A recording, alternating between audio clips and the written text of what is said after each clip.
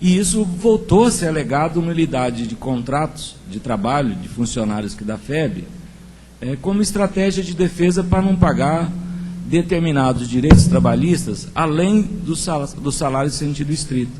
Então, eu acho que talvez, antes de analisar esse caso prático, que na verdade já foi declarado nulo, é o que nós deveríamos, né, não só a reitoria, mas o próprio Consul, qual o caminho que nós vamos seguir. Que eu creio que há um imbróglio aí, jurídico e também administrativo, que nós deveríamos equacionar antes de encaminhar o próprio caso da solução do GEIS, que já tem decisão, inclusive. Né? Tá? Seria só uma opinião, estou predisposto a ajudar a gente a encontrar um caminho aí, o que poderíamos fazer. Tudo bem? Bem, 2 pontos. O primeiro, eu vou tentar esclarecer o que aconteceu no caso específico. E no segundo ponto, eu quero esclarecer qual que é a posição da reitoria, que é clara, límpida, sem qualquer margem para dúvida a respeito desse assunto, Queiroz. O primeiro ponto, então, como é que surgiu esse caso? O funcionário Geiso entrou com uma reclamação trabalhista, reivindicando, se não me engano, a paridade, a equivalência salarial, né? Equiparação salarial, com outro cargo de uma outra pessoa que trabalhava no mesmo local. Bem, ele alinhavou lá os seus argumentos e o advogado da FEB alinhavou também os argumentos da FEB. E no final, a decisão da Justiça do Trabalho foi de que o contrato de trabalho do Geisel era nulo em razão de a FEB ser pública. A Justiça do Trabalho considerou o contrato nulo porque ela entendia... Não, eu não quero polêmica agora, porque senão esse assunto vai se estender, eu só quero explicar. Então, a posição da Justiça do Trabalho, nesse caso, foi de que considerar a FEB pública e, portanto, o contrato de trabalho do Geisel ser nulo, porque não teria feito concurso público, por essa razão. Então, julgou o contrato nulo, certo? Bom, a posição da FEB, inclusive nesse caso, e em outros casos também, é de que, a partir da Lei Complementar 154, que é de 2011, então, a partir dessa lei, é exigido processo seletivo público. Mas antes dessa lei, a FEB, a nossa posição da reitoria é de que não é exigido concurso público. E o objetivo da lei foi justamente regularizar todos os casos anteriores à lei. Eu digo que o objetivo, a intenção da lei foi essa porque eu fiz. Por isso que na letra da lei eu coloquei a partir da vigência dessa lei. Tá certo?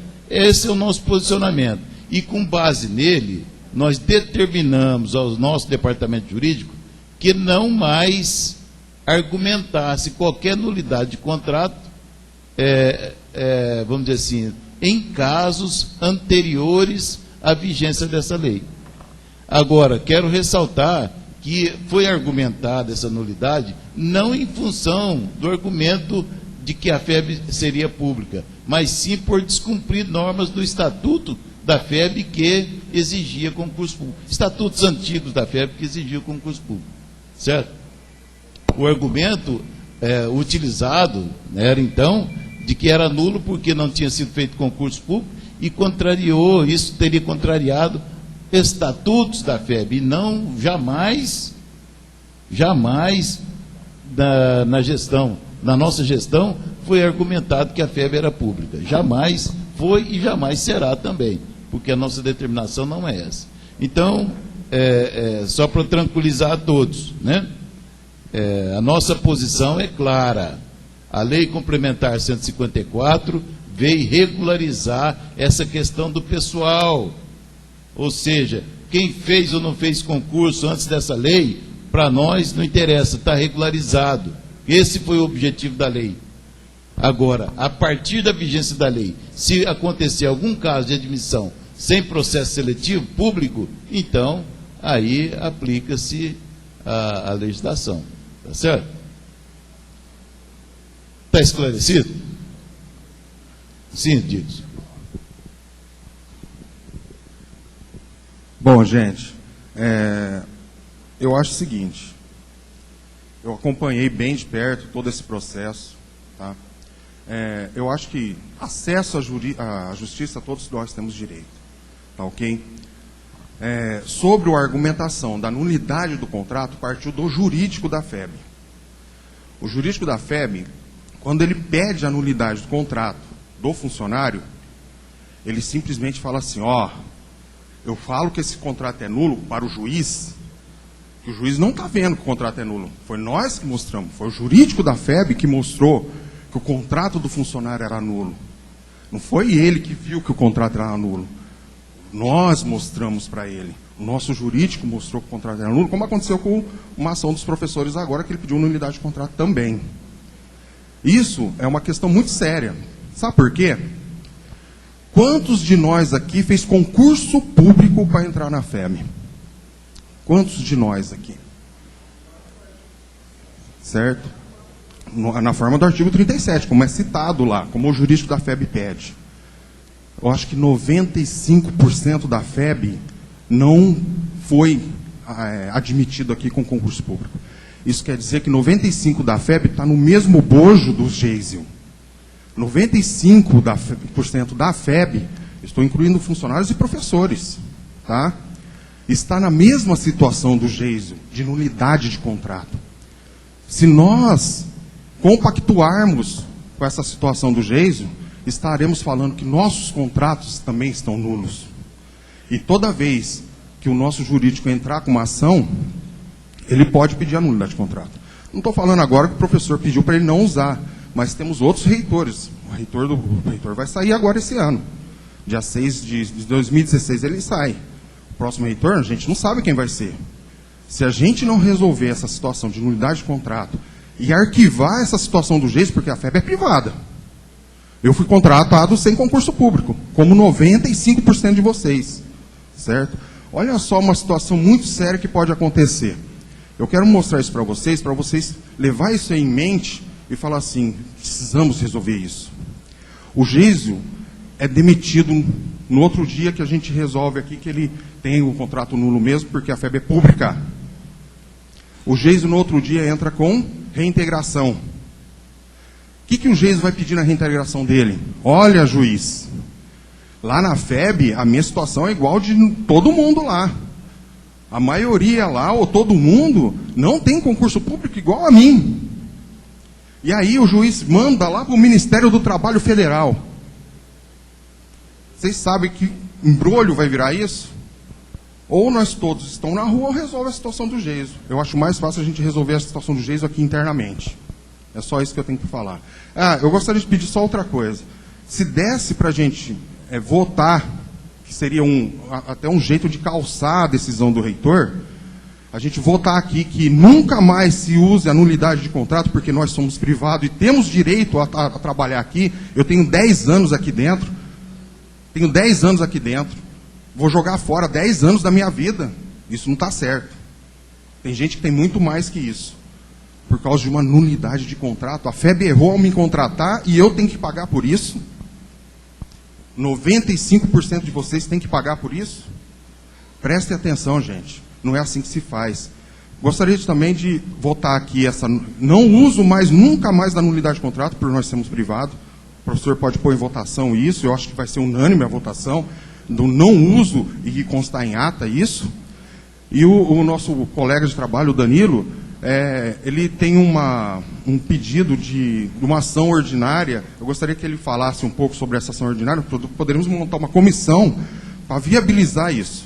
Obrigado. Olha, todo conselheiro tem o direito de fazer proposições. E o plenário, o reitor, no caso o presidente do conselho, vai encaminhar ou não essas proposições. E o plenário vai decidir.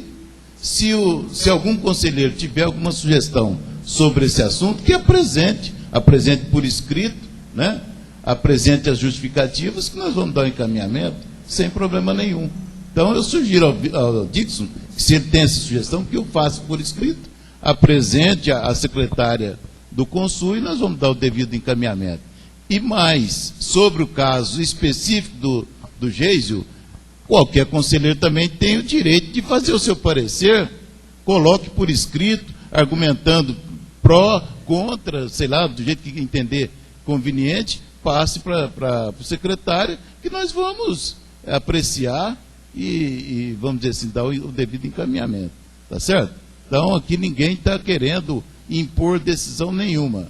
Aliás, esse assunto foi trazido para cá, para o Consul, justamente para que todos sejam corresponsáveis por essa decisão e não ficasse apenas na decisão do reitor, que poderia decidir sim, mas julgou conveniente que essa decisão fosse compartilhada, né?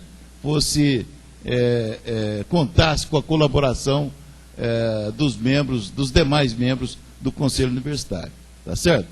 Mas, de qualquer forma, então, diante da falta do parecer, eu quero solicitar autorização para retirar da pauta, para a gente novamente, para a reitoria, examinar esse assunto, aguardar as sugestões que o plenário quiser fazer, que os conselheiros também quiserem fazer, e depois a gente dá o devido encaminhamento.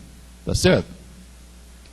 Então, aqueles que são contrários à retirada da pauta desse item, por favor, se manifestem. Aqueles que se abstêm, por favor, se manifestem. Então, aprovada por unanimidade a retirada da pauta para a gente examinar. O Danilo.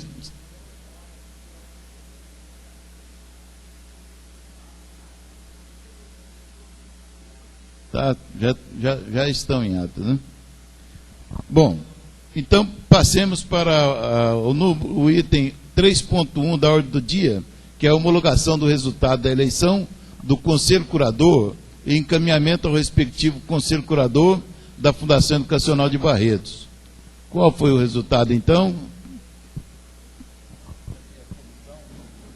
Quem que é o presidente da comissão? É o professor Walter. Então, peço a ele que faça um breve relato de todo o procedimento e divulgue os resultados. Bom dia a todos. Nós participamos do processo para a eleição dos novos conselheiros. Tivemos 5 candidatos inscritos e que foram homologados pelo Consul, né?